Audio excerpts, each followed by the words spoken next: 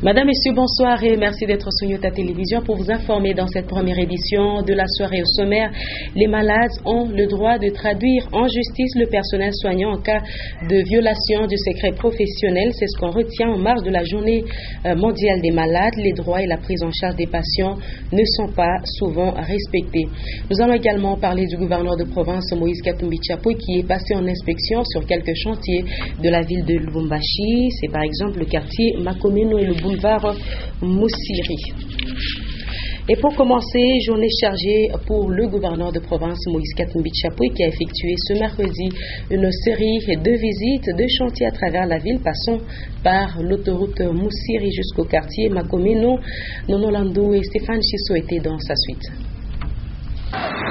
Avant toute autre considération, c'est le travail et sa maîtrise du terrain qui font de l'honorable Moïse Katumbi Tchapoué, le gouverneur de la province du Katanga, un politicien admiré de ses nombreux administrés. Dès son retour à Lubumbashi après plus de 3 semaines aux soins à l'étranger, le mercredi 11 février 2015, il enfile son jean et prend aussitôt la direction de divers chantiers à travers la ville. Il débute par la nouvelle autoroute Msiri où le gouvernement provincial du Katanga s'active à la pose d'une couche de renforcement qui devrait en augmenter la durée de vie au vu de son intense exploitation quotidienne. Arrivé sur le lieu à l'improviste, le gouverneur provoque instantanément des réactions émouvantes de la part du public dont certains enjambent sans autre forme de procès les séparateurs de l'autoroute pour l'approcher d'un peu plus près. L'homme est aimé de ses administrés et ceci n'est plus à démontrer. Une réalité aussi claire que l'eau de roche.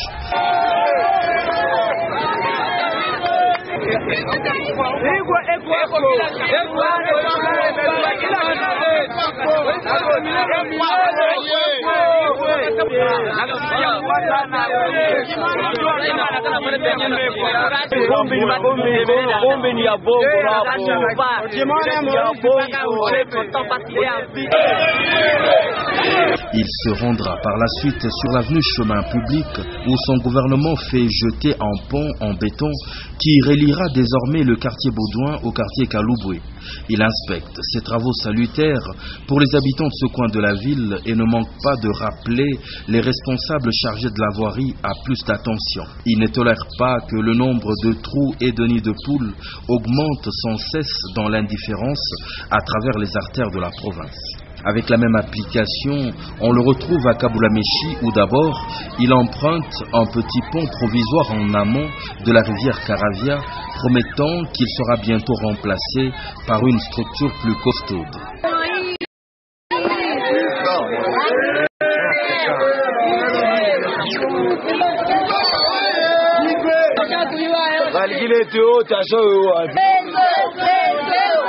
Un deuxième pont, dont il lança les travaux quelques semaines auparavant, est lui déjà en train de subir des travaux en profondeur sur la même rivière, non loin de Pengapeng.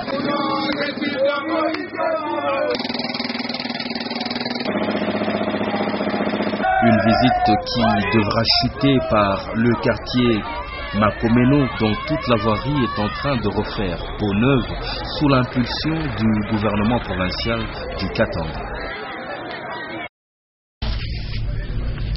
Dans la commune Katouba, les alentours de l'écran géant qui avait été placé dans ce coin de Lubumbashi sont envahis par des ordures.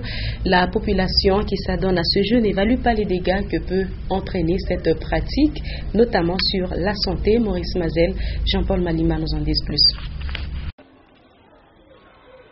La commune de Katouba est parmi celles ayant bénéficié de l'implantation de l'écran géant, à l'instar de plusieurs autres contrées de la province du Katanga. Dans cette commune, cet outil de communication est implanté non loin du foyer social. Il est un lieu stratégique pour les grands rendez-vous de multiples événements à travers la République démocratique du Congo et par-delà le monde. À ce jour, les alentours de cet écran géant présentent un aspect insalubre. Certaines personnes de cette commune y déversent tout bonnement les ordures ménagères et autres déchets. Aucune mesure sécuritaire n'est entreprise pour protéger cet outil d'une si grande importance. Plus les couches d'ordures s'entassent, plus les personnes qui fréquentent ce lieu courent les risques d'attraper certaines maladies. Le cas similaire est constaté à côté de l'écran géant placé au centre-ville, non loin du marché Musée Laurent Désiré Kabila. L'environnement qui entoure l'écran géant de la commune de Katouba doit aussi être sain, d'autant plus que ce dispositif est très semblable à l'insalubrité.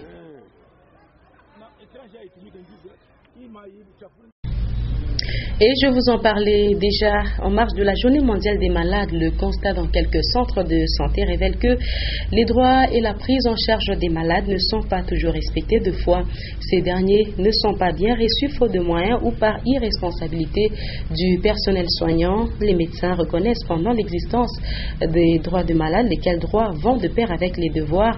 Ils disent tout de même que les responsabilités sont partagées. Sylvain Mtambaï, Titiane Mbouy. Bien que la pratique médicale moderne soit régie par des lois, des règlements et bien souvent par un code de déontologie, les médecins sont généralement liés par un serment dit d'Hippocrate. Tous ces textes déterminent le comportement des médecins vis-à-vis des malades. Aujourd'hui, où le monde se matérialise, peut-on parler du respect de ces textes et droits des malades? Premièrement, il doit remplir les formalités administratives, c'est-à-dire il doit payer la fiche. Et après avoir payé la fiche, il doit être vu par le médecin. Et dès que le médecin arrive à les consulter, c'est à lui de se décider si les malades doivent être internés ou soit ils doivent être suivis en ambulatoire. Pour les experts en santé, parler droit, c'est aussi parler devoir, d'où la responsabilité des malades vis-à-vis du personnel soignant. Ils ne doivent pas consulter gratuitement parce que les médecins vivent des honoraires. Et le malade a droit de s'acquitter face à ces derniers, pourvu que le médecin puisse aussi vivre, c'est-à-dire la consultation n'est pas gratuite. La consultation, elle est payante. Selon l'avis des malades, interrogés hors micro, la prise en charge importe peu. Ils se plaignent cependant du coût exorbitant des soins leur administrés, des soins qui ne sont pas toujours promettants. Même chapitre parmi les devoirs des médecins vis-à-vis de leurs patients, on peut citer le secret professionnel. Une attitude dans le personnel de santé semble ne plus tenir compte à nos jours, alors que les malades ont droit à leur intimité. Ceux-ci peuvent, s'ils le souhaitent, traduire en justice tout médecin qui violerait cette loi. Le docteur Pablo Ngoué, j'en parle dans ses propos recueillis par Titiane Mbouy et Sylvain Mtambaï. Le malade est protégé justement par ce secret-là. À part l'article 40, il y a l'article 41 qui dit que le médecin doit veiller à ne pas dévoiler le secret médical, soit par ses paroles, soit par ses écrits professionnels ou administratifs, par ses publications ou communications scientifiques. Et donc, le secret du malade, la dignité du malade doit être respectée. Et un médecin qui s'avise à dévoiler un secret de son malade, il est passible aux diverses sanctions. Ici, le médecin, c'est l'homme le plus puni, à l'inverse de ce qu'on entend dans la société. Parce qu'il s'expose dans l'exercice de ses fonctions à 3 juridictions. La juridiction administrative, donc l'hôpital, ou l'institution qui l'emploie peut sanctionner déjà le médecin qui s'avise à cela. La juridiction pénale, cette fois-là, le judiciaire peut s'approprier et sanctionner le médecin. Mais aussi, vous avez une juridiction ordinale que nous pilotons. On va encore parler santé avec ces cas de toux et rhumes répétés chez les enfants pendant cette saison des pluies. Suivez. La période pluvieuse, accompagnée tout à la fois du froid et de la chaleur, expose à diverses maladies, dont la toux et le rhume. Face à toutes ces maladies, les médecins évoquent plusieurs causes À part la température, il y a le manque de précaution dans le port des tenues parfois légères ou alors les habits très chauds dont la sueur pendant la nuit peut déclencher la pneumonie chez les nourrissons. Avec des bains parfois pris tout en s'exposant au froid, les boissons trop fraîches ou sucreries, le risque de contracter la toux s'accroît. Au-delà d'un suivi par le médecin et d'un traitement adéquat et efficace presque à la fin de la cure, il y a des précautions à prendre. La toux, il y a la toux, il y a les rhumes, parce que si vous laissez les enfants jouer après la pluie, si les enfants ne sont pas bien protégés avec les filles contre les coups de froid, ils vont développer ce que vous appelez courant maladie. Et c'est comme ça, si vous l'avez traité aux enfants avec l'eau qui n'est pas tiède, ça va poser des problèmes. Donc l'eau tiède, donner les bains à l'enfant à n'importe quel moment, ça ne pose pas de problème. Le médecin estime que l'excès de toux et rhume n'est pas une raison de recourir à l'automédication. Et le risque de contagion reste grand et croissant, surtout chez les petits-enfants. D'où la nécessité d'associer à l'efficacité des soins une précaution. Sur un autre chapitre, le nouvel ambassadeur de la République de Namibie en République démocratique du Congo, Wilbord M. Eloé, a eu un entretien avec le maire de Lubumbashi à l'hôtel de ville. L'objectif de la visite du diplomate namibien est d'évaluer le progrès réalisé dans le secteur économique. Maurice Mazel. En séjour au Katanga, le nouvel ambassadeur de Namibie en République démocratique du Congo a visité le maire de Lubumbashi. Le diplomate namibien était à la tête d'une restreinte délégation conduite par le président urbain de la FEC. L'autorité urbaine Jean-Oscar Sanguza Mutunda et son hôte ont eu un échange fructueux relatif à la coopération bilatérale entre la République démocratique du Congo et la Namibie. Après l'audience dans l'office du maire, le nouvel ambassadeur Wilbord Eloé a été par la suite présenté devant les collaborateurs du maire de Lubumbashi qui étaient réunis dans la petite salle de l'hôtel de ville. L'ambassadeur de la République de Namibie en République démocratique du Congo a écrit dans le livre d'or de la mairie de Lubumbashi. Au terme de sa visite, M. Wilbord Eloé a indiqué qu'ils ont évalué ensemble le progrès accompli dans la coopération entre les deux pays. Ils ont aussi identifié d'autres secteurs en vue de promouvoir tant soit peu les relations économiques entre les opérateurs économiques de la République démocratique du Congo et de la République de Namibie.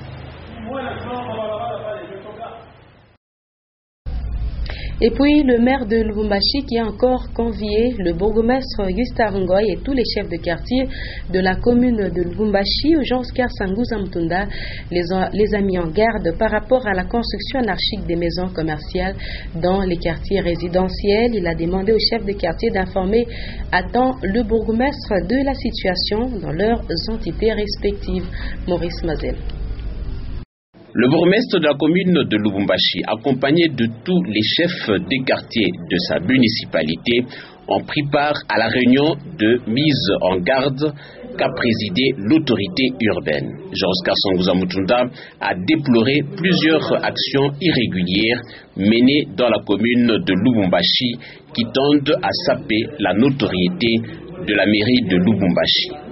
Le cas le plus frappant est qu'en un temps record, la plupart des maisons résidentielles de la commune de Lubumbashi se métamorphosent en résidences commerciales sans que les chefs des quartiers du ressort ne vérifient si la mutation de l'usage de l'immeuble est conforme au respect des textes. Par ailleurs, la commune de Lubumbashi, au lieu de demeurer le miroir de la ville de Lubumbashi, s'illustre cette fois-ci dans un désordre criant. Le maire de Lubumbashi a tapé du poing sur la table et a recommandé au bourgmestre de la commune de Lubumbashi d'aller avec les chefs des quartiers mettre sur pied les stratégies pour veiller à ce que le désordre cesse. Tout le monde a été prévenu car au cas contraire, l'autorité urbaine ne va pas tolérer l'inefficacité. Et l'on nous signale que c'est dans une insalubrité totale que les bus de transport en commun parquent au niveau de l'arrêt bus du quartier Mampala. Les responsabilités de salubrité à cet endroit sont rejetées par les conducteurs et les services de la ville. Cette situation ne donne pas la bonne image de la ville, surtout que l'arrêt est situé sur une route nationale à l'entrée de la ville. Lumière Moussaou, Félix Kalombo pour ce sujet. Plusieurs axes sont desservis à partir de ce parking de Kasumbalesa, situé devant le bureau de quartier Mampala à la Gécamine. À partir d'ici, les bus partent vers Kasumbalesa, Kipushi, Kisanga Péage et Kifima. Cet endroit se trouve actuellement dans une crasse totale. Des ordures ménagères et autres immondices qui proviendraient aussi du petit marché d'à côté salissent le parking. À en croire les témoignages des conducteurs, aucune initiative d'évacuation de ces immondices n'est envisagée. Ils se disent ne pas être concernés car ils payent des taxes. 5 000 francs congolais au total par jour repartis entre la mairie, les associations des chauffeurs et la police des circulations routières. Cette route de Lubumbashi est aussi sollicitée car étant l'une des entrées principales de la ville à partir des frontières nationales de Kasumbalesa et Kipushi. En dehors des frontières de la RDC, bien de nouvelles nous parviennent dans celle du Sud-Soudan où le nouveau cessez-le-feu a été boycotté. La page internationale est signée Diane Kassongo. Des rebelles se sont attaqués à 2 localités du nord du Sud-Soudan 8 jours après la signature d'un énième cessez-le-feu. Un cessez-le-feu dit fragile parce qu'il n'a pas été aussi respecté comme les précédents. La cause reste le bombardement de la ville pétrolière de Bentiu. Selon le ministre sud-soudanais de la Défense, cette violation des accords de cessation des hostilités ne restera pas impunie. Il faut dire que c'est au lendemain d'une conférence des donateurs qui a eu lieu au Kenya que ces tensions ont repris. À cette rencontre, l'Organisation des Nations Unies a lancé un appel aux dons de 1,8 million de dollars américains pour venir en aide au Sud-Soudan. Signalant que le président Salva Kiir et son ancien vice-président avaient signé sous pression de la communauté internationale un 7e accord de cessez-le-feu. Et au Nigeria, Goodluck Jonathan, candidat à sa propre succession, et pour se faire réélire à la présidence de la République, Goodluck Jonathan axe sa campagne sur l'économie. Il promet également l'amélioration des conditions de vie. Le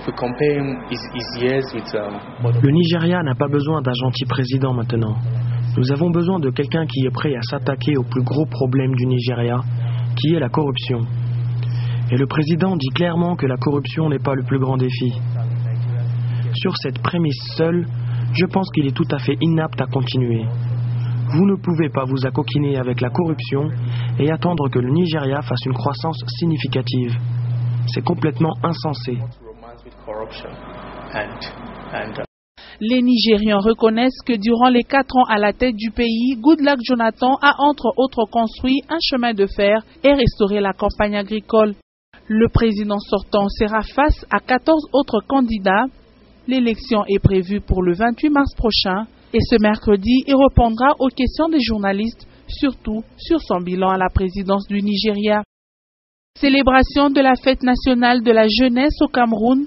Lors de la 49e édition de cette fête nationale, le président Paul Biya a axé son message sur le thème retenu « Jeunesse et préservation de la paix pour un Cameroun émergent ». L'année 2014, le président avait annoncé une prévision de création de 250 000 emplois en faveur de jeunes. Cette journée se passe dans un contexte marqué par la guerre contre la secte islamiste Boko Haram, une occasion pour le président Paul Biya de rendre hommage aux soldats qui sont au front contre la secte islamiste. Un mot de sport, enfin, poursuite du championnat. Le flou, l'après-midi de ce mercredi 11 février, Banavea est tombé devant Saint-Pierre 1 contre 2, Joël Ngalula-Kabea et Michel Olela pour le résumé. Auteur d'un doublé, Paul Wandenga du FC Saint-Pierre était le bourreau de l'ASV Club en cette 24e et avant-dernière journée du championnat de l'entente urbaine des football de Lubumbashi, division d'élite, 2-1 score à l'arrivée. Le match s'ouvre par une série de ratés de part et d'autre, d'abord chez les apôtres à la 3e et 4e minute, puis chez le Dauphin à la 5e et 6e minute. Il a fallu attendre la 27e minute. Sur un service de Moulongoy, Paul Wandenga lance un missile très loin de la surface de réparation, surprend les gardiens Chilombo pour le premier but. Saint-Pierre aurait pu doubler la mise avant la pause, si seulement Walema était réaliste sur la passe de Chilombo lancée en profondeur pour finalement buter sur le gardien adverse. 1-0, c'est le score qui clôture la première mi-temps. Au retour, Saint-Pierre mène le débat avec 2 corners et tirs cadrés, mais aucune de ces opportunités ne trouve le chemin de but. Déjà buteur, Wandenga revient à charge, inscrit le 2e but à la 76e minute. Malgré ça, Saint-Pierre était loin de dire son dernier mot, puisque les actions offensives des poulains du coach Pablo obligent les Moscovites à commettre des fautes et Ntumba obtient 2 cartons jaunes, synonymes de rouge. Conséquence, 20 clubs terminent le match à 10 contre 11. En infériorité numérique, le vert et noir profite de la distraction du gardien Kibambe, réduit les scores par Moutela à la 89e minute, les buts que vous ne verrez malheureusement pas dans ces images. 2-1 score final, Saint-Pierre reste en 7e position avec 33 points, juste après Racing Club Génération Montante et Banavea en 9e position avec 31 points. Et cette édition du journal touche à sa fin. Madame, Monsieur, note pour l'essentiel avant de nous quitter. Les malades ont le droit de traduire en justice le personnel soignant en cas de violation du secret professionnel. C'est ce qu'on retient en marge de la Journée mondiale des malades. Les droits et la prise en charge des patients ne sont pas souvent respectés. On en a parlé tout à l'heure. Et puis le gouverneur de province Moïse Katumbi est passé en inspection sur quelques chantiers de la ville de Lubumbashi. Il était au quartier Makomeno, mais également sur le boulevard Moussiri. C'est la fin complète de ce journal. Merci de votre attention. Prochain rendez-vous avec l'actualité sur Nyota Télévision. Tout à l'heure à 21h, les news, 21h15, le journal en anglais, et à 23h, les derniers échos de ce mercredi avec Edouard Kanko. Avec plaisir, je serai avec vous demain encore à partir de 17h30. Très bon titre de nos programmes.